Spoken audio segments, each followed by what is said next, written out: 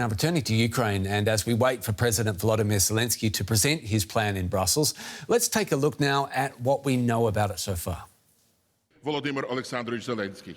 After more than 2 years of war, Ukrainian President Volodymyr Zelenskyy lays out what he calls his plan for victory. If we start moving with this idea, with this specific plan for victory right now, we can end the war no later than next year. Zelenskyy is pushing back against pressure to negotiate with Russia. His proposal instead calls for Ukraine being admitted to NATO, strengthening the country's defence capabilities by allowing the use of long-range Western weapons inside Russia, and also protecting valuable resources so that the country can rebuild. Other points to his plan are being shared privately with Ukraine's allies. The Kremlin reacted to the proposal by saying it puts NATO on a collision course with Russia. He's putting NATO members towards a direct conflict with our country and is again insisting on getting permission to use long-range weapons on Russian territory. Speaking following the announcement, NATO chief Mark Rutte said the plan will be discussed among members. It is my firm belief that one day Ukraine will be a member of NATO, and I will applaud when that day comes. It's also very clear that Putin or Russia have no say in this, no vote, no veto. They cannot influence that discussion. And then obviously it is up to the allies to discuss amongst themselves how to take this forward. Zelenskyy will present his plan for victory at an EU leaders summit on Thursday. Then all eyes will be on the United States and the upcoming election in 3 weeks' time. The proposal will need the backing of whoever wins the White House. So the Ukrainian president has another high-level engagement in Brussels today, a meeting of NATO defence ministers. NATO officials gathered this morning for the first such event, chaired by the alliance's new chief, Mark Rutte. Here's a little of what Rutte had to say on the issue of Ukraine in his opening remarks.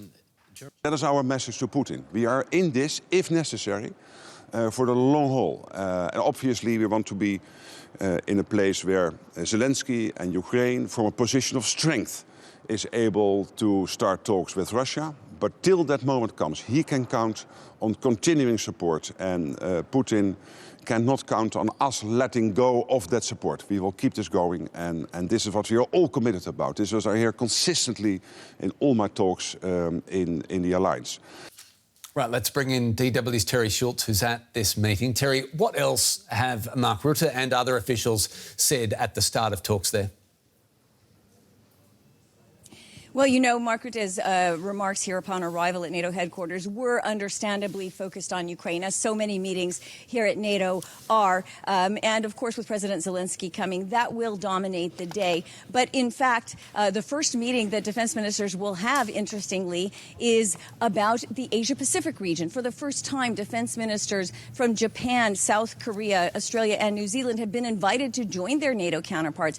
This just shows how much concern NATO has about tensions in the Asia-Pacific, also specifically about cooperation between China and Russia in the military sphere. China is known to be giving Russia very substantial support that helps keep its war effort against Ukraine alive. So this is something that Mark Rutte also has to keep his eye on. But, of course, tonight the dinner was always going to be focused on Ukraine, and now President Zelenskyy will come, talk to defense ministers about his peace plan, and have a joint press conference tonight with Rutte. So we'll hear a lot more about what he expects from the alliance, and also perhaps from Rutte about what the alliance can give. Yeah, as we mentioned, and you mentioned, Ukrainian President Volodymyr Zelenskyy will attend. Do we know any detail, Terry, about how much more he's going to ask for at this meeting?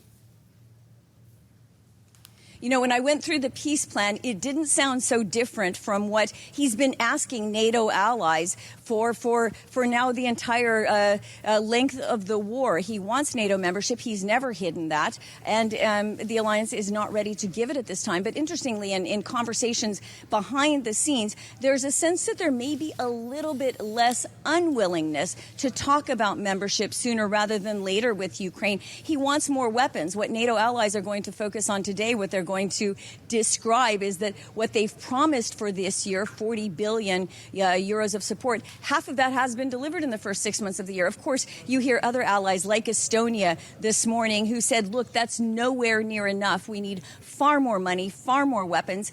They sound a lot like Ukraine. And it's just not likely that President Zelenskyy is going to get a lot more than he's been asking for, and what he's asking for, again, codified in this peace plan today. But it is still an important signal that he shows up here with defense ministers, with Mark Rutte at the beginning of Mark Rutte's term as Secretary General. And I think everyone will make the most of the opportunity to show that NATO does stand by Ukraine.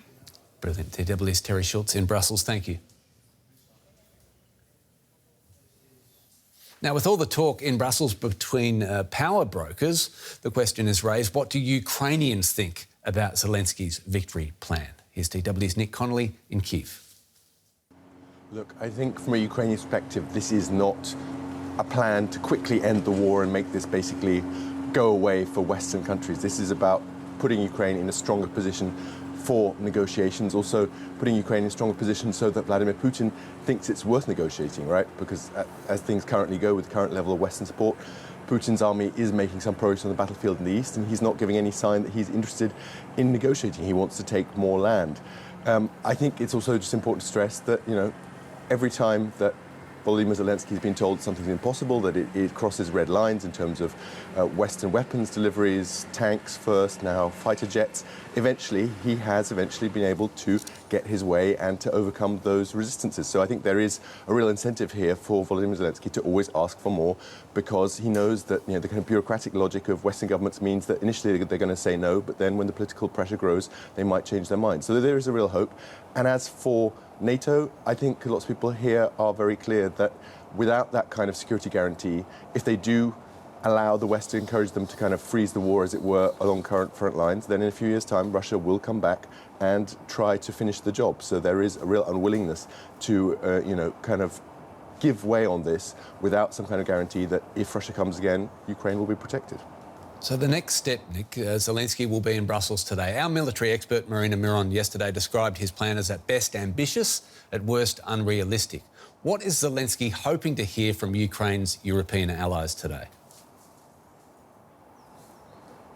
Well, look, in terms of obviously NATO membership, there has been considerable resistance from Germany. We've heard in recent months that France seemingly is a bit more open to giving a clear invitation to Ukraine in terms of those long-distance weapons. Obviously, lots of the weapon systems are either from the US or include US components, so would need US permission. But there are things that European countries can do, and there are certainly weapon systems from France, the UK, those Storm Shadow missiles that Ukraine wants to attack Russia with. And I think if we're talking about the bigger picture of continuing support for Ukraine and the money that that costs, we've seen lots of European budgets now increasingly strained and discussions about reducing help for Ukraine. The Ukrainians are saying, why are you asking your taxpayers to stump up this money? There are hundreds of billions of frozen assets, Russian assets, in European banks for now.